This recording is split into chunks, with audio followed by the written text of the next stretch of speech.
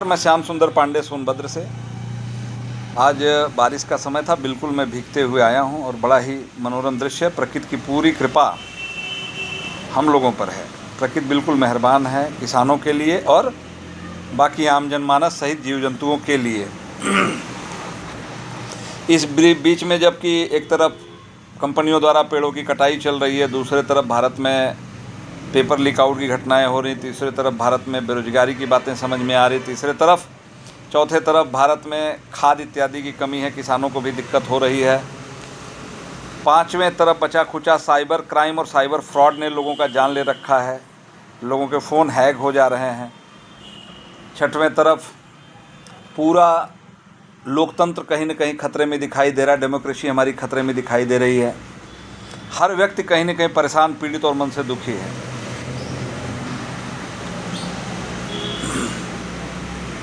हमारे देश को यहाँ तक पहुँचाने में इन राजनीतिक पार्टियों को 60 से 70 साल लग गए।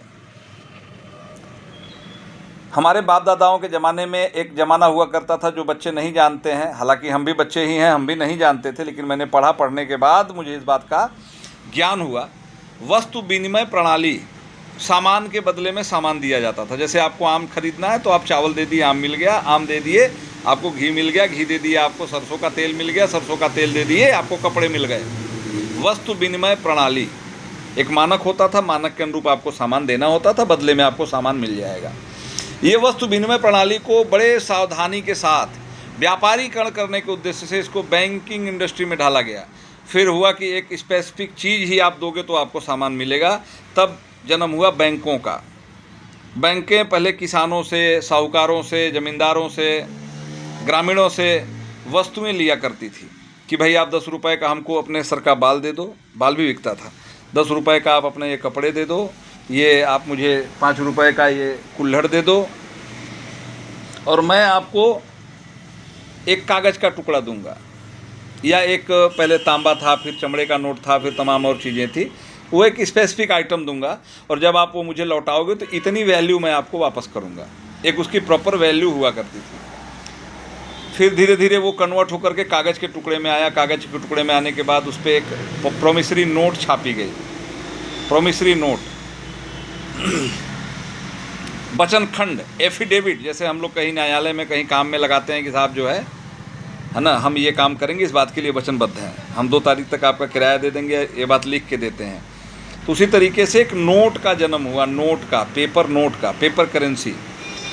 ये लगभग 80-80 के दशक में पेपर करेंसी आया था। अभी से 45-46 साल पहले, 80-80 के दशक में, जहाँ तक मेरी समझ है, कुछ ऊपर नीचे डेट हो सकता है। पेपर करेंसी एक प्रोमिसरी नोट है जो कि आपको वचन देती है कि भाई मैं आपको ये चीज़ दे रहा हूँ, इसके बदले में दे रहा हूँ और इसका इतना वैल्यू है, मैं इस वैल्यू का सामान आपको वापस करूँगा। प्रोमिसरी नोट जो बैंकों ने लोगों को बांटे, प्रोमिसरी नोट में बाकायदे एफिडेविट है कि मैं धारक को 10 रुपया, 20 रुपया, 50 रुपया, 100 रुपया देने के लिए वचनबद्ध हूँ। ये प्रोमिसरी नोट की बात थी जो कि बैंकों ने 80-80 के दशक में पब्लिक तक पहुँचाया। सामान के बदले में, सामान क्या था? मेजोरिटी में सोने और चांदी रखे गए थे बैंकों में। इसके बदले में बैंकों ने कहा कि मैं आपको लॉकर की सुविधा दूंगा, आपको मैं सिक्योरिटी दूंगा और मैं आपको एक नोट दूंगा जो कि लाइट वेट होगा, और आप कहीं भी एट एनी ऑफिस, आप जहां चाहो उसको इतने वैल्यू का आप सोना चांदी इत्यादि आप हमसे ले सकते हो, मतलब ये कागज़ दे करके। उसको कहते हैं प्रोमिसरी नोट। बाद में वो प्रोमिसरी नोट का रूपांतरण होते होते आपने देखा फ़ोन पे, गूगल पे इत्यादि में एक डिजिटल करेंसी रनिंग में है और नोट भी गायब होते जा रहा है मार्केट से।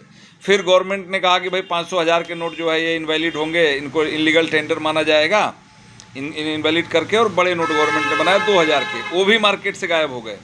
धीरे धीरे करके इसको एक नोट से, जैसे कि हम वस्तु से नोट पे आए, नोट से हम डिजिट पे जाने वाले हैं। तो जो आज प्रोमिसरी नोट है उस पर जो लाइन लिखी है कि मैं आपको वचन देता हूँ इतना रुपया, इतना पैसा देने के लिए, वो भी धीरे धीरे डिजिट में चला जाएगा, तो वचन खंड भी समाप्त हो जाएगा। मतलब एक तरीके से बृहद पैमाने पर चोरी करने की तैयारी चल रही है। जहाँ तक मेरी समझ है, आरबीआई भी भारत सरकार की नहीं है, इसका भी बाकायदे लीगल एविडेंसेस हैं। मतलब एक बहुत ही भयानक खेल खेला जा रहा है भारतवर्ष में, जिसमें कि सारे लोग व्यथित होंगे, सारे लोग पीड़ित होंगे और इसका जवाब किसी के पास नहीं होगा। और इस विशेष कालखंड में अब हमें क्या करना चाहिए? भाई मैं तो स्पीचलेस हूँ, मेरे पास अभी फ़िलहाल इसका कोई सलूशन नहीं है। मैं एक सामान्य परिवार से आने वाला पढ़ा लिखा लड़का हूँ, मेरे पास इसका कोई लीगल सलूशन नहीं दिखाई दे रहा है, और ना ही इन बड़े बड़े धन्ना सेठ पूंजीपतियों से लड़ने की अपनी हैसियत है, ना ही हम बैंक इंडस्ट्री से लड़ सकते हैं। तो मेरी समझ है कि बहुत ही धैर्यपूर्वक काम करना चाहिए और बहुत समझदारी से जीवन जीने की आवश्यकता है। बच्चों के साथ, किसानों के साथ क्या हो रहा है, ऐसा क्यों हो रहा है, इसका जवाब हम में से किसी के पास नहीं है। नौकरी पेशा में लोगों को जो है बताया गया कि भाई आपका पेंशन बंद कर देंगे, मृत्यु के बाद जो नॉमिनीज़ को जो नौकरियां मिलती थी वो बंद कर देंगे, चलो वो भी हो गया। फिर चीज़ें आई सामने की जो है हमारा वो पेंशन तो बंद हो गया था, अब ये अग्निवीर और फौजियों को 3-3 साल की नौकरी मिल रही है, बात भी समझ से परे है।